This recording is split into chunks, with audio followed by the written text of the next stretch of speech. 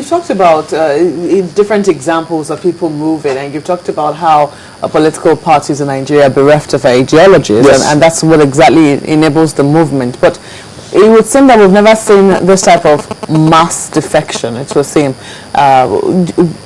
What can we say will be the implications of this? For politically, if you look at the implication politically, you now begin to, the first question will now be, are there really elections in Nigeria? If there are elections, what will be the political implication of the ruling party? If there are no elections, what you have is selection, then there won't be any implication, because at the end of the day, majority of these people there are there as a result of one godfather believing, okay, this man, you know, go and you've been appointed to go to Senate. Like some of my friends will tell me, oh boy, they don't see me, I can't go House of Rep, you know. And so if you look at the elections, largely, because, and then you have the government at the center controls the apparatus of electioneering, the umpire. And so in most cases, what you find, that's why in some of these states there are no opposition. They only exist when there are maybe a few months or a year to election. You see them trying to put structures in place. And that's why you also discover, if you remember Mbadinuju, in 2003, he was the incumbent governor. In spite of the power of incumbency, Mbadinuju contested election under AD. And nobody even knew that the current governor was contesting, because he had fallen out of favor with the powers that be. And then also because there are no elections. What you have is selection. And so Ngige was rigged into office. Ngige was given the candidate, the flagship of the party in that 2003 election, and was rigged into office until the Court of Appeal said, no, you are not the rightful owner of that seat. And so if you look at it from this point of view, what is going to play out also, because in these states where you have these governors who are already on their way out, and that's why you see some of them say, no, I am still here, I cannot leave the house I built, so you don't expect me to leave. And then if you look at these states, Adamawa, for example, if you remember in 2007, the problem Iyako had, even with the same APC, then ACN. Remember Atiku and his followers were in ACN then. They had issues with Batape and Boni Haruna. And then you had because then the Adamawa and Bamaga took us faction were, you know, all together then. So it was easy for the PDP to rig their candidate into office. And if you this Court of Appeal, you know, ordered a re-election in that state also. And so when you put all of this into play, what you're going to have is these states, what is simply going to happen, the government in power, because there are no election, will just bring candidates and impose on the people.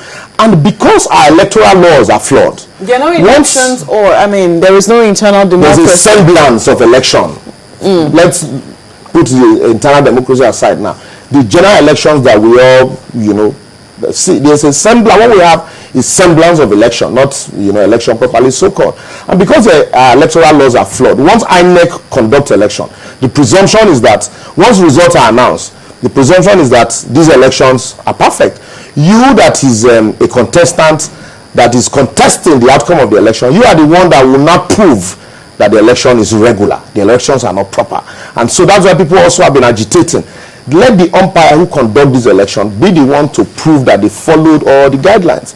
And so once that happens, what you are going to see is that in some of these states, you're going to see imposition of candidates and massive irregularities during the election, and then they tell you go to court and prove that the elections were not regular. And for the next, only God knows how. So what you're saying, the implications you are saying are for INEC. You're not saying it for the political parties themselves. They were saying that the person who will feel this pressure is INEC.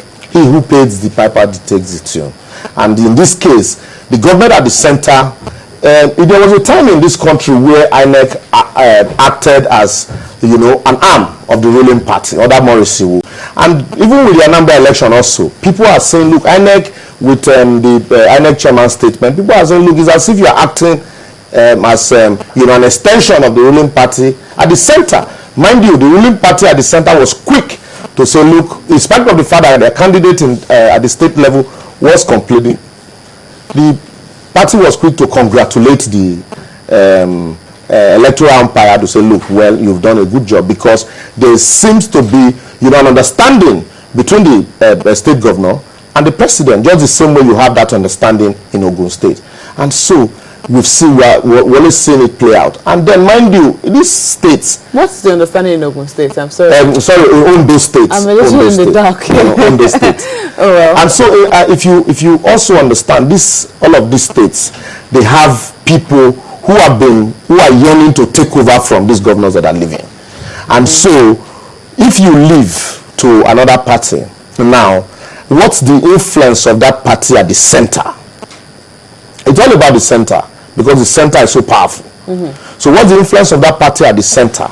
If the party at the center had some form of massive influence, not even at the assembly, because to the best of my knowledge, the National Assembly is just there.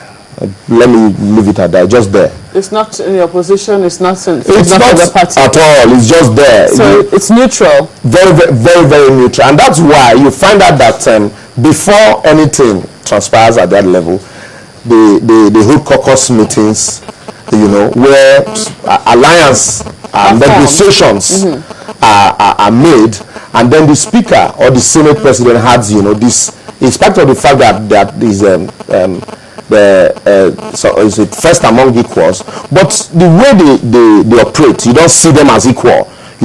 You see the speaker having overbearing, influence on so many others. So that's why in most cases they say the Senate president have been able, to control this volatile house, or the speaker had been able to be in charge in spite of all, this underplay. One would think that that neutrality could also mean objectivity. Do you think that it could be objective towards 2015? The neutrality is not about objectivity. The neutrality here is about personal interest. Mind you, all of these alliances is not about ideology, because if it were like if you discuss American politics, if a sitting governor decamps from Republican to Democrat, that would be political suicide for that governor, because people will ask questions. So that means you never believe in the ideas of the party, and so that means if you can fall for this, you can fall for anything.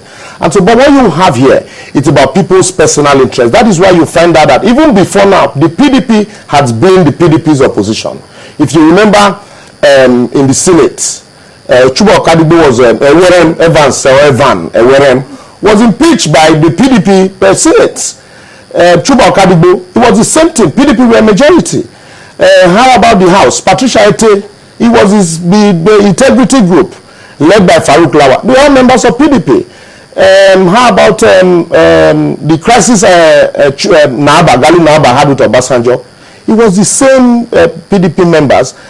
Bankole's issue too. It was the same Dino Melaye, who was a PDP member, and so it had never been about party ideology. It's about personal interest.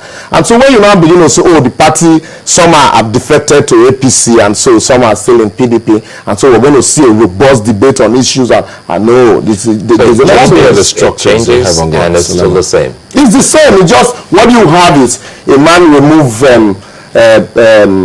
custom uniform and wears the immigration uniform. It remains the same person.